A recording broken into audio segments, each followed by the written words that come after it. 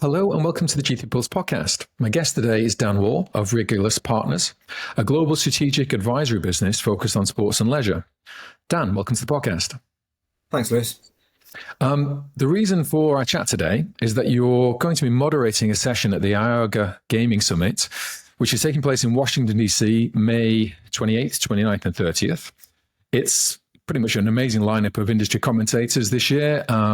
It's set for some great sessions, and I think yours is one of the most interesting topics. It's addressing and responding to gambling prohibitionists. And I wanted to just read a quick summary of the session for people listening. So in the UK, there's been an emergence of strong prohibitionist movements under the guise of public health, with gambling positioned as the new tobacco. This has involved a UK government department calling for, among other things, bans on all advertising and marketing, bans on the sales of beer and wine in casinos, bingo clubs and racecourses, annual tax increases above the rate of inflation, i.e. to extinction, and even plain packaging of all gambling products. So I think that's a reasonably provocative subject. And you have on your panel, you have Paul Burns, President and CEO of the Canadian Gaming Association. You have Michael Dugher, who's the Chief Exec of the UK Betting and Gaming Council, Alfredo Lazcano, partner at Lazcano Samano, Steve Ketteley, partner at Wiggin, and Dave Whyte, Senior Associate at Hagan. So my first question, Dan, considering that you're in the home of American politics, you're interviewing a panel mostly of lawyers, are you expecting some straight answers here? I hope so. It's very rare that we get straight answers to straight questions in this debate. Sure. It will be a challenge maybe with lawyers, but I'm up for it. Good. So how do you go about framing the discussion to get the most from your panel? What's your starting point, particularly on a big subject like this? So my view would be with these sorts of panel discussions is there can be a tendency to talk around a subject, and there can also be tendency for violent agreement. What I tend to try to do is to frame the discussion in terms of a question that we're going to answer. So we're not talking around the subject, we're actually talking about how do we solve a particular problem here. So I think that's going to be the challenge. How do we emerge from this panel discussion feeling that we've made some progress on the subject? In the absence of that, we tend to emerge better informed but none the wiser. And that's what we're going to avoid. Okay, you got quite a large panel. You got five speakers on there. How do you kind of manage and around the kind of the topic so that you get the most from everybody and give everyone the kind of space to speak about things that they want to speak about? Well, I think just starting off with a sort of team chat with the panelists up front to say, look, we're all here, we've all got things to say, but let's make sure we give space to the conversation. Let's make sure we respect the views of others.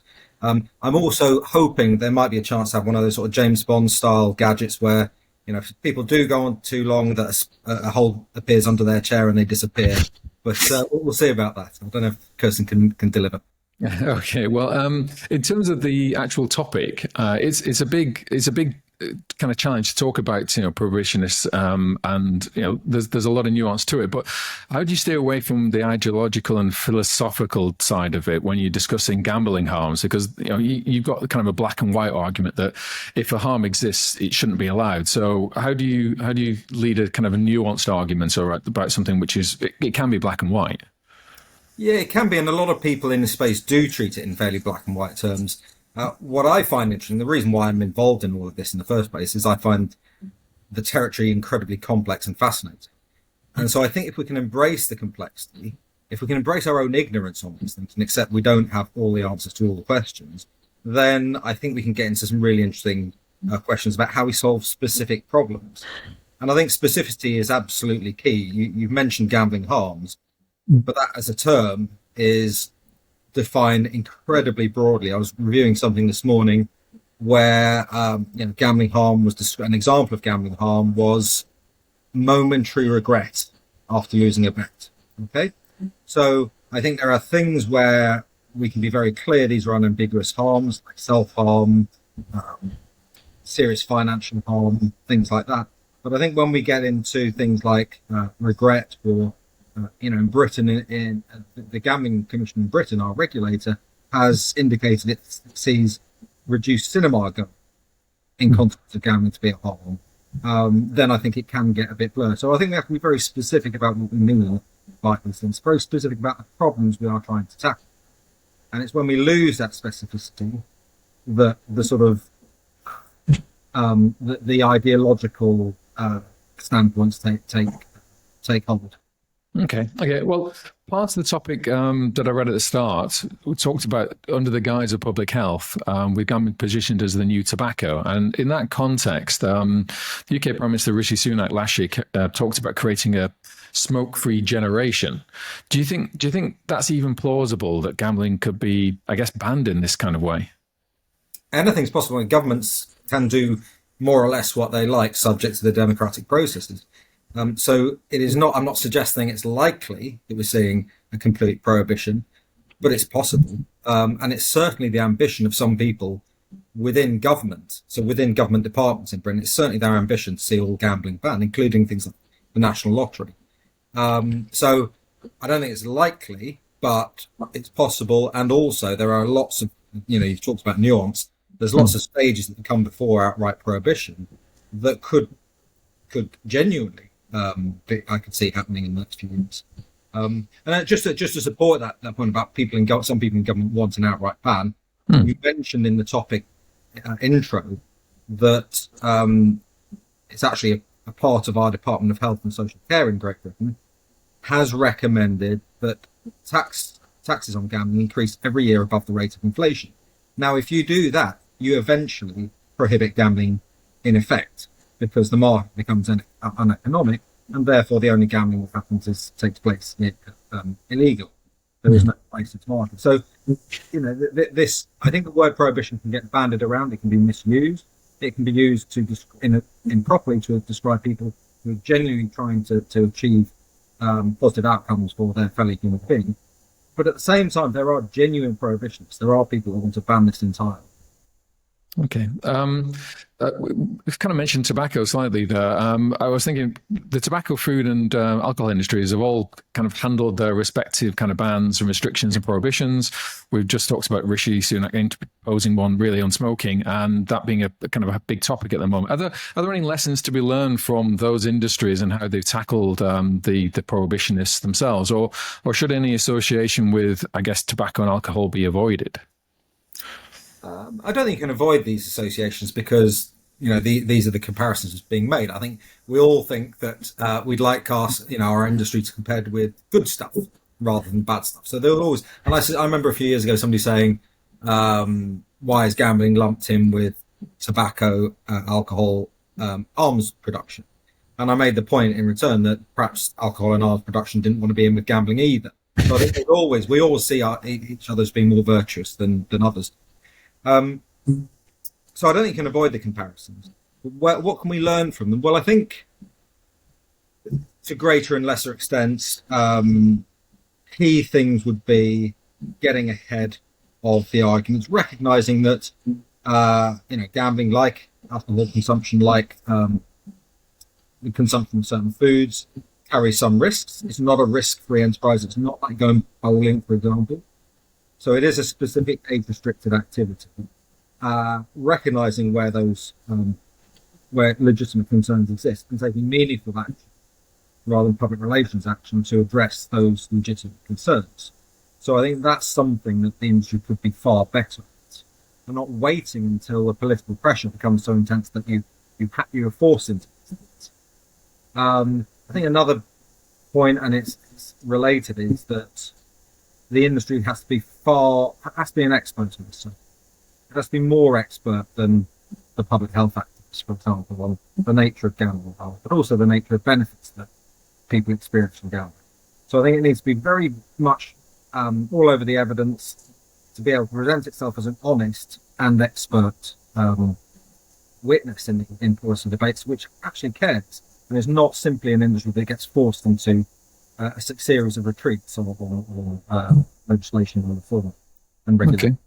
Okay. Well, your panel will have obviously Paul Burns from the Canadian Gaming Commission, so an external country here. A lot of the debate, I'm presuming, will take place about the UK. But in your view, are there any countries that are striking the right balance now in addressing and responding to gambling kind of prohibitionist viewpoints? Are there any that are kind of out of sync where it's really gone the opposite direction? Yeah, I mean, I hope we don't spend all our time talking about Great Britain and what's going on here.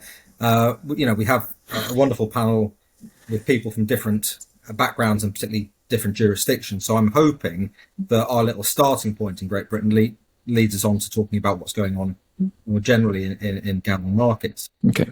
In terms of, has anyone got this right? I think a few years ago in Britain we had it somewhat right. The basis for the gambling market in Great Britain is explicitly about prevention of harm to vulnerable people, while allowing the majority of people to majority of adults to engage in gambling to the extent it's not harmful. I think that has somewhat been lost, and the idea that consumers might enjoy this has been lost.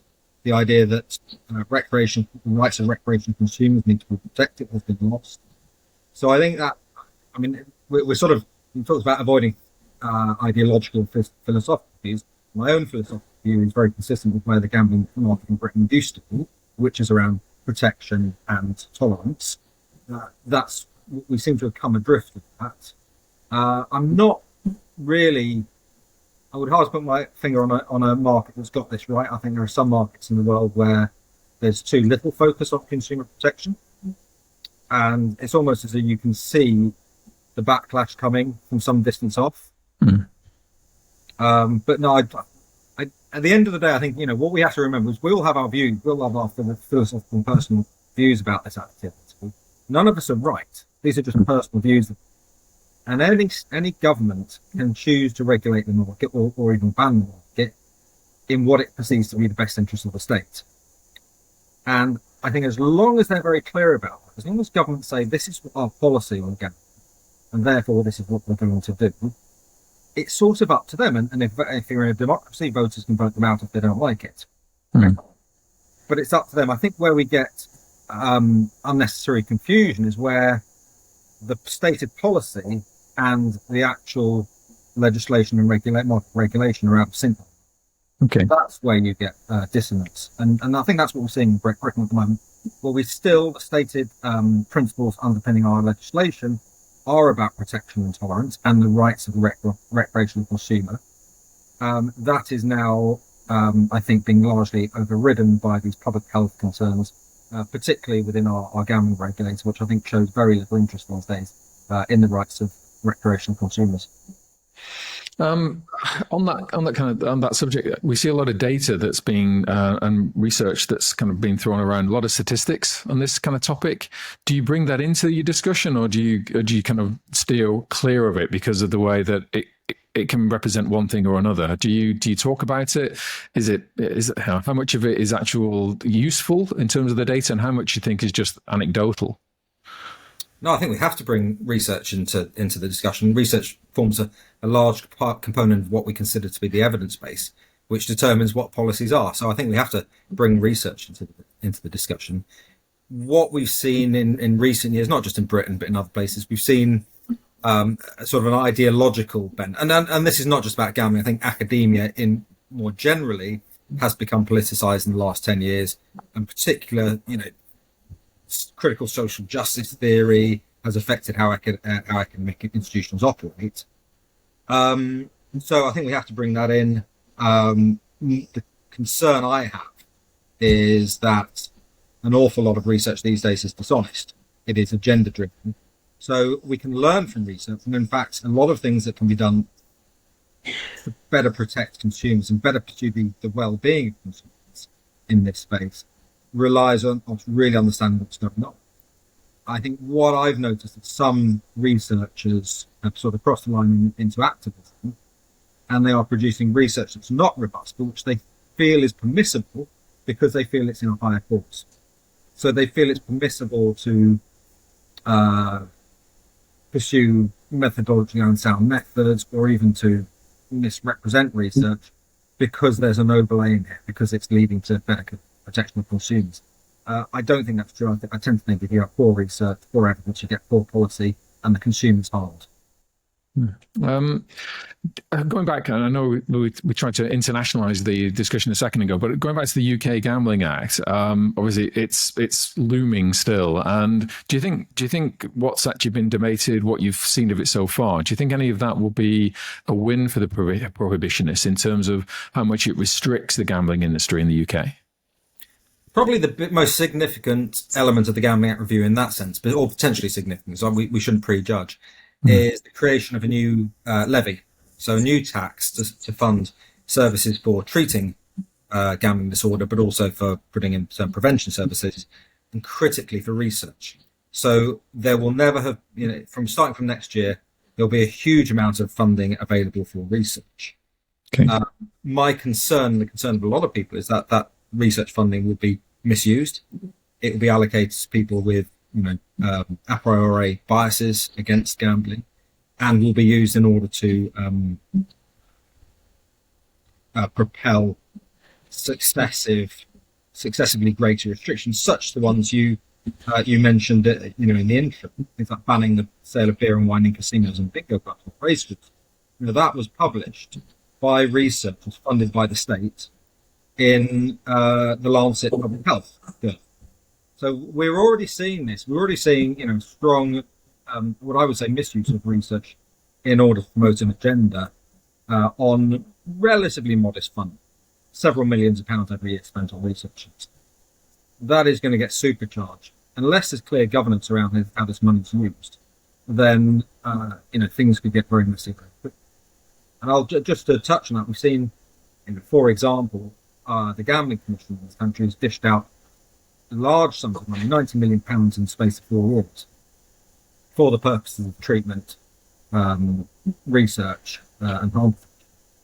A lot of that research that's been commissioned in this way has been demonstrably flawed, for want of a slightly more exotic term. So I'm conscious there's lawyers and don't want to say anything incriminating, but so a lot of that research has been of very poor quality, and there's been zero oversight by the Gambling Commission. So money's given out. The extent to which that money delivers high quality research has been of no interest to the Commission or body. So we've seen sort of shades of what could happen. So it's really important we have strong governance around this fund that's being implemented. Okay.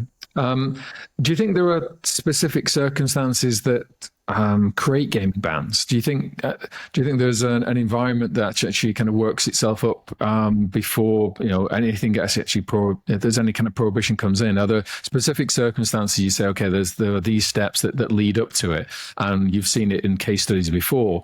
And I was wondering, are there actual mitigating things where you can steer away from that course? Are there triggers, and are there actually elements of de-escalation that you've seen in different markets in which either a market has got to the brink and then backed away, or they've actually gone through with the kind of the threats? Yeah, so I think what we see is a combination of things that precipitate bans. There are macro factors, so major events like economic hard times, where governments tend to become more paternalistic because they're worried about the well-being of their citizens, but also I suppose ideological shifts. And again, I think what's happening, the sort of pushback on gambling in Britain over the last decade or so, again, is consistent with other things we've seen in our society. Far less tolerance in our society with things like free speech, far less tolerance to this idea of live and let live, I think, in our society. So there's sociological changes, and then there's the behaviour of the market itself. And I think the British gambling industry is to a large extent the author of its own misfortune, particularly online. Britain has been, online gambling's never been illegal in Britain. It wasn't always explicitly legal. It's never been illegal. We missed a big opportunity when we brought in our new legislation in 2005, in that it was not a requirement to be based in Great Britain or to hold a license from the Gambling Commission to be an online operator. So there was a mutual recognition system in place, which meant that if you were licensed in another part of the EU or white-listed jurisdiction, you could happily market into Great Britain and the Gambling Commission and government refinement that. I think that led to lower standards being adopted than would otherwise have been the case on domestic system. And therefore, I think the online industry grew up with really low parental supervision, if you like, and therefore poor standards of customer care, which includes harm. And so I think, but not solely harm prevention. I think you can actually look at what's gone wrong in Great Britain and see it not so much as some of the critics of the industry will say it's about a predatory industry. I don't think it's been about that. Perhaps an industry that hasn't given sufficient thought to customer care and customer service in particular, because it was in a high growth phase, focused on sign-ups, not so much focused on retention. And I think customer care was one for it. And I think the harm prevention aspect of that is I think, a subset of poor standards of customer care. Okay, we're seeing bans on marketing and advertising across a whole number of countries. A handful just recently across the EU. Do you think that type of ban, this type of prohibition, is a stepping stone towards an overall ban? And do you create additional harms by creating marketing and advertising bans? And I'm just wondering, do you think the actual bans themselves have the desired effect? So I suspect, the evidence on the link between advertising and harm is relatively thin. I think where it's strongest is the fairly intuitive notion that for those people who are attempting to recover from a gambling disorder, who are trying to abstain, preponderance of advertising can be really unhelpful. It can undermine recovery. So we understand that. I think there's no reason to dispute those findings. Equally, you could say that they would apply to other things. If you are attempting to recover from an alcohol use disorder, alcohol advertising is unhelpful. If you're attempting to eat, if you're attempting to recover from eating disorders, certain advertising is unhelpful. If you're attempting to control your finances, then credit card advertising is not very helpful. So I think there are some legitimate concerns around advertising, but don't think they're exclusive to gambling. And I think if you take the view that you're morally indisposed to particular activity for any given reason, you probably don't want to advertise. If you are concerned about climate change, you don't want automobile manufacturers or airlines to be able to advertise, right? You don't want to do anything that might stimulate these activities that you're exposed to. So I think that's where it comes from. I think in part it's also once you see it back, and tobacco is obviously the obvious example. It's a signal that it's no longer socially acceptable. There is a stigma attached to advertising. So I tend to think the advertising bans are pursued more for reasons of symbolism than for actual harm prevention. And I don't think we've seen any evidence so far that cutting back on advertising and these advertising restrictions we've seen have resulted in changes in the prevalence of gambling. However, I guess if you come from a sort of radical public health school of thought, and you see gambling itself as being inherently harmful, then banning advertising seems logical, because you don't want anybody to do this. So if you are in that school of thought that says we don't want people to gamble at all because we see gambling as inherently harmful, an advertising ban makes a lot of sense, and we don't even need to evaluate it particularly, because it's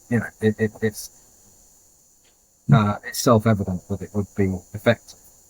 I think if you're like a lot of us who still take a more nuanced view that actually gambling is a legitimate pastime that consumers get a lot of enjoyment from, a lot of benefits from, but also can involve risk of harm, then you probably take a slightly more nuanced view on advertising. I think the other thing that is slightly disappointing about the advertising stuff, and I think it's a microcosm of the broader gambling debate, is that it tends to get polarized around the ban or permit, as if those are the only options available.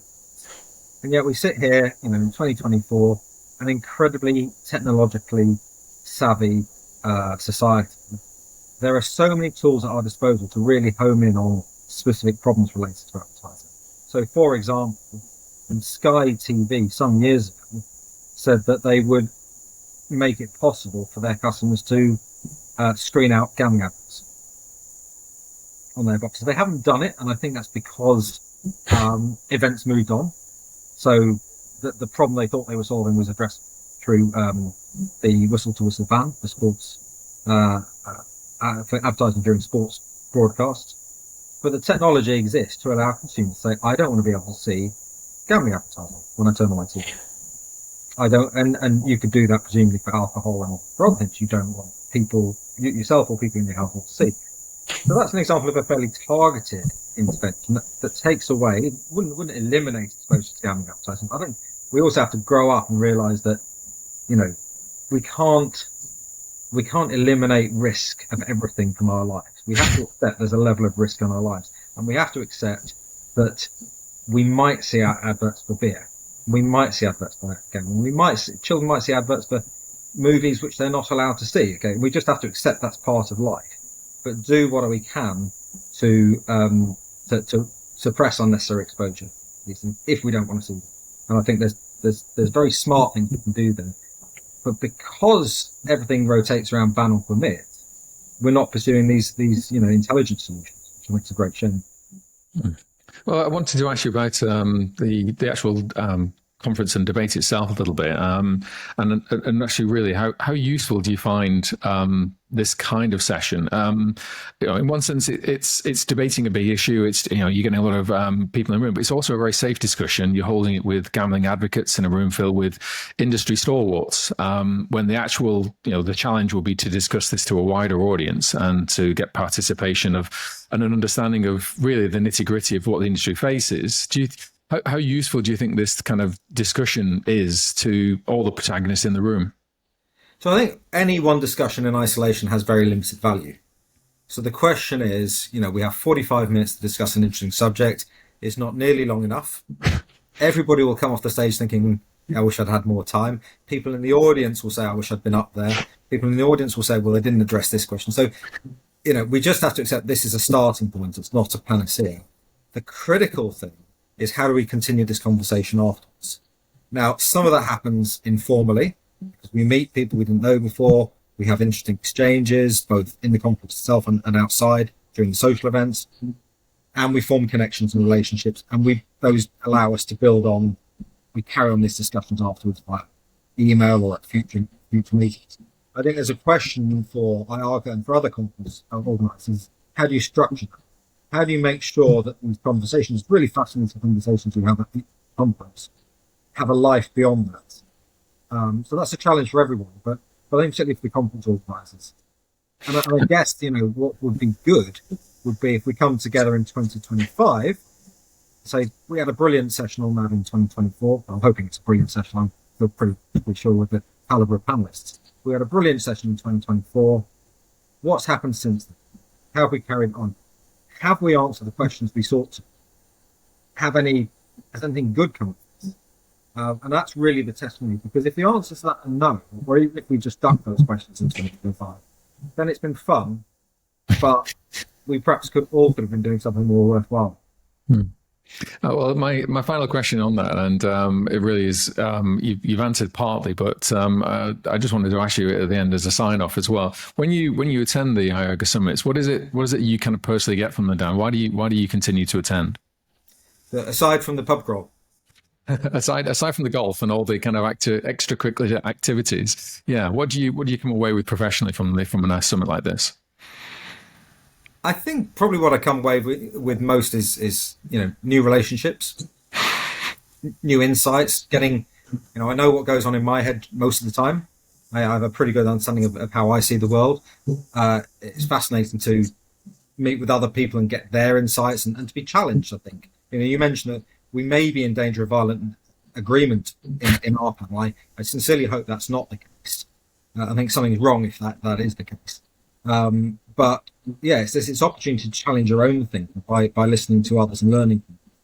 And actually, I think IAGA is particularly good at this. I know in Belfast last year, they invited along Matt's cousin, for example, who has a very different view on a lot of these things to most of the people who turn up at the IAGA event. So that, I think, is where it's difficult to find something that really hits that middle ground, that really invites all people to a debate.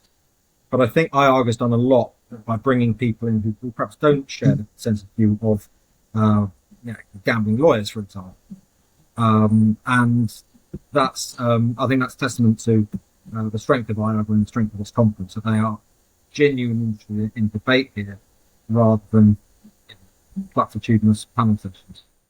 Oh, well, I'm very jealous that you'll be going to Washington. I went to Belfast last year, but I'm not going to be in attendance this time around, I'm afraid. So best of luck with the session. I hope everything kind of goes to plan. And yeah, maybe 2025, when you pick up on this topic, I'll catch you then. Okay, thanks, Lewis. Thanks, Dan. Bye.